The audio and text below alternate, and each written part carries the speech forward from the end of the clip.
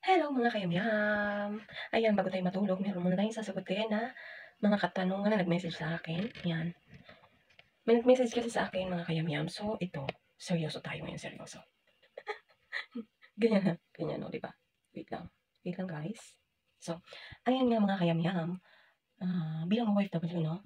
Ipapalala ko lang sa inyo, guys, na kahit saan bansa tayo pumaroon, kahit saan bansa tayo pumunta, okay? Meron talagang nandoon na tayo is, ano ba sa English, sa Tagalog yun? Lucky at saka unlucky. Anong tawag doon? Nakalimutan ko. So, ayun na nga guys. So, ayun, swertihan lang sa mga amo. Kahit saan tayo bansa, yan ang tatandaan niyo mga kayo.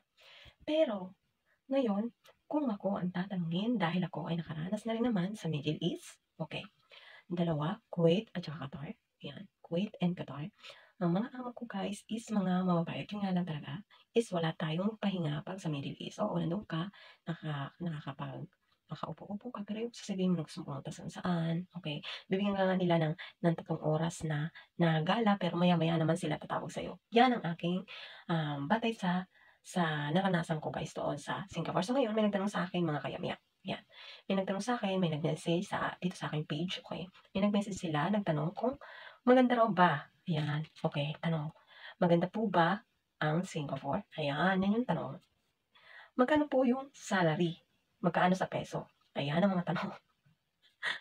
Then, meron po bang pahinga? Ayan ang mga tanong. So, ayan, sasagutin natin guys.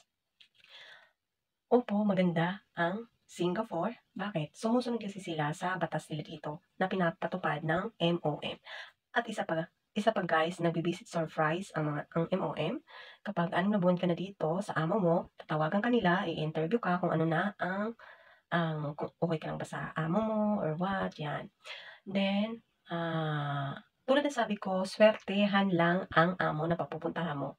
Although hindi naman nananakit ang mga amo dito guys. Maliban na lang kung yan ay matanda. Siyempre alam naman natin ang mga elder, mga old woman, old man is para na silang bata, nagiging childish na yung isip. Alam naman natin kapag tayo ay tumatanda na, kahit naman sa Pilipinas, nagiging isip bata na ang mga matatanda. Siyempre nandoon na maldita siguro yung matandang yun nung siya ay kabataan pa, nung bata pa talaga siya. 'Di ba? Maldita siguro kasi bumabalik yung pagiging maldita kapag tumatanda na, 'di ba? Nandun na nananakit, pero siyempre pagpasensyahan natin yun kasi nga mga matatanda na. Ang mabilis lang diyan is aliwin mo, 'di ba? Kapag ikaw nag-aalaga ng matanda, siyempre alam mo na ang mga matatanda parang bata na nilalambing-lambing, ganyan. So, ayun na nga.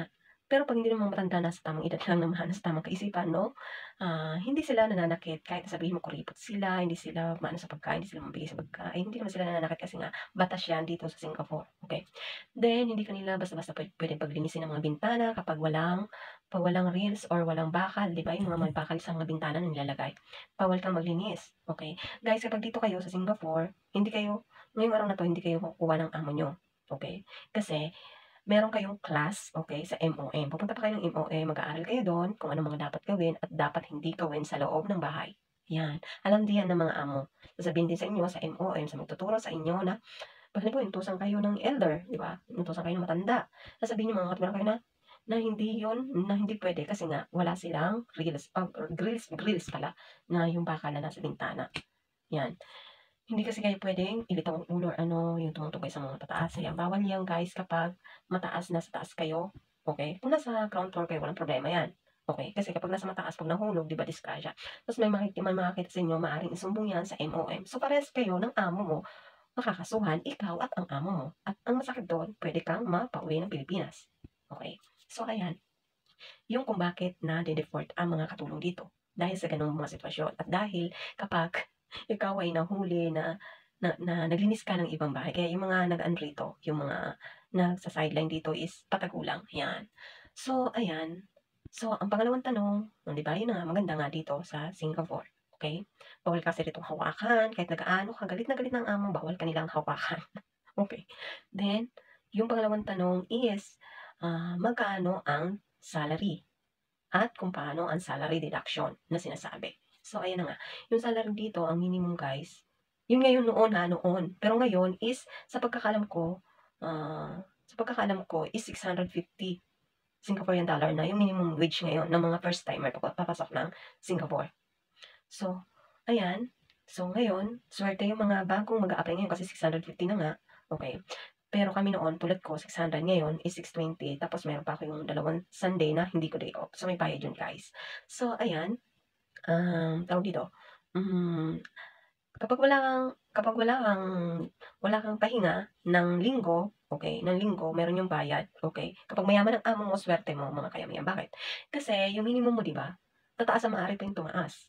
Kapag mayaman at may negosyo ang amo mo dito, okey. Maaaring tumaas at maaari rin tumaas yung tuwing linggo na hindi mo paglabas. Pero 'pag mataas na siyempre ang sahod mo, sino nga ayaw na walang labas 'di ba? Kasi mataas na yung sahod mo, eh.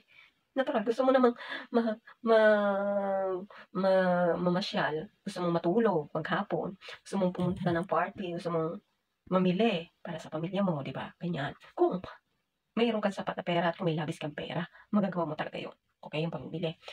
So, ayun na, ang magkaano raw ba sa peso, guys, alam naman natin na na nababatay yung kung ano ang exchange rate, 'di ba? Siyempre alam natin minsan nag-i-increase, nagde-decrease ang peso sa palitan, 'di ba? So, kayo na guys ang magkuwenta kung magkano sa peso. Basta ang sinasabi ko lang is yung minimum. Ngayon is 650 Singaporean dollar na ang minimum wage ng first timer na, newcomers sa Singapore, 'yan.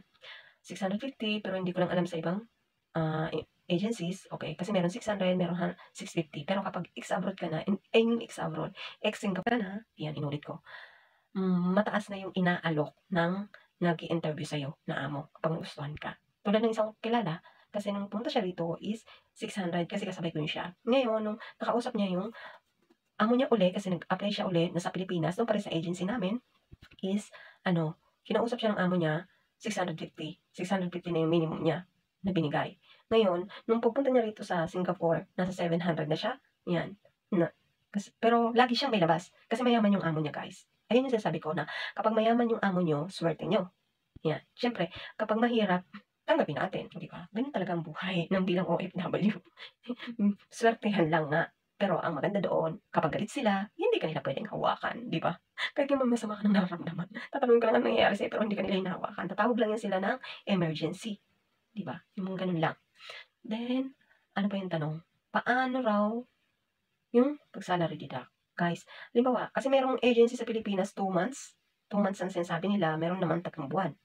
Okay? Kasi sa akin 3 months eh. 3 months and 4 months that time. Kasi kasagsagan pa naman yun ng pandemic, guys. So, nandun ka, tapos pupunta mo rito, nandun ka sa, sa hotel. Yan. Ano ko doon? 15 days sa hotel. Siyempre, babayaran mo rin yun. Bayad mo yun. Kaya ganoon. Pero ngayon, siyempre, normal na ulit tayo, guys. Okay? Paano raw ba yun? Depende. Yan, guys. Depende pa rin sa amo mo. Tulad na sabi ko, kung mayaman ang amo mo, pinalad ka, naswertehan ka sa amo. May amo na hindi na nila pinapabayaran yung salary deduction. Okay, hindi na nila kinukuha. Talagang pinapasahod ka na ng buo. Yan, okay. Kasi may mga kilala rin akong gano'n guys eh, na amo nila talaga is may pera, mayaman, okay. So, hindi na sila pinabayad ng salary deduction nila. Normal family lang is talagang pababayarin ka nila. Yung pagtrabaho mo, halimbawa, dumating ka ngayon, susunod na buwan, hindi ka nila papasahurin. Yung papasahod lang nila sa'yo is yung linggo na pinagtrabaho mo. Yung linggo na hindi ka nagpahinga. Gets? So, ayan na yung mga tanong sa akin na hopefully na intindihan nyo at yun na nga, kita-kits dito mga kayamihan sa Singapore, yung mga nais na mag-apply sa agency ko, PM lang po sa akin para pwede ko yung i-refer sa aking agent. So, ayan na nga mga kayamihan. See ya! Bye!